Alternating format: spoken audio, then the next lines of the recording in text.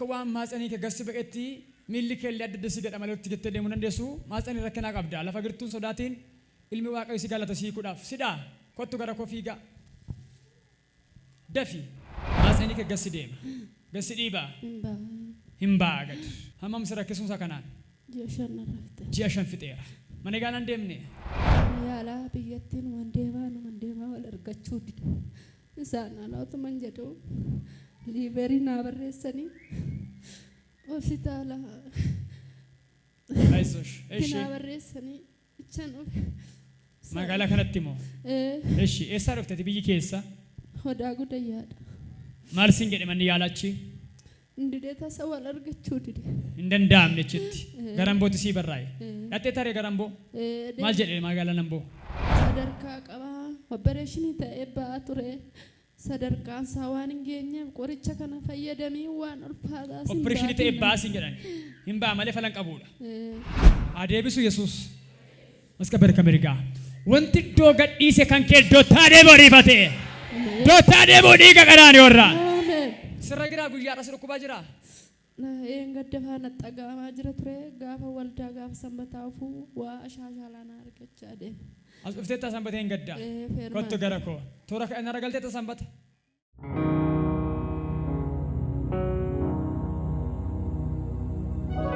kaasi harka yaa Yesuus Kiristoos gailafan yaa Yesuus Kiristoos dubartiin kun kan dhaloota baay'eetu ishee hafa firee baay'eetu ishee hafa yaa keessa sagalee guddaan fuudhi geessa ba Yesuus hin deebi'a malee warra geessa nameen gadaa yaas laala bagaalee dhabaas akka nama takkaa dhukkubsatee hin beekne taate dubartiin kun jaay Yesuus raas sochoos dafuudhi geessa deebii maqaa Yesuus iddootti deebii una maqaa Yesuus raas hurgufi raas marrumaashee hurgufi raas sochoosi hin jedhe sochoosi sagalee guddaan fuudhi keessa hargansu dhirateen yaa'e keessa ba Yesuus tokko sadhumaa sagalee guddaan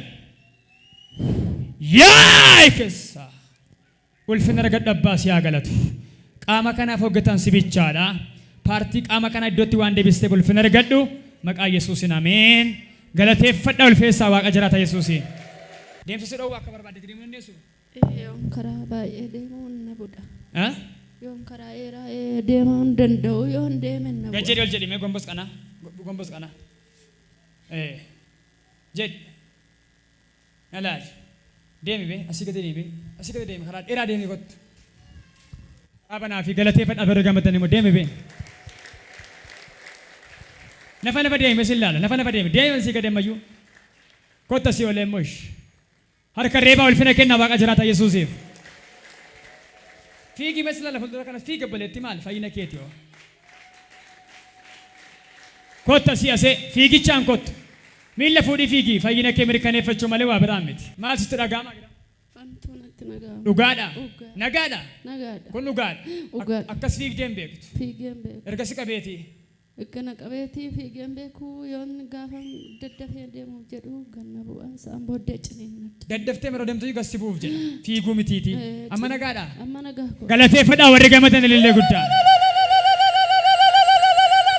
Amma nagaadha. Amma nagaa koo. Homtuun jiru. Gassi dhiibaan jiru. Duddana kutaa ericha amma dunni koo hegga gaafa sanbataa ofee dudda kutaanis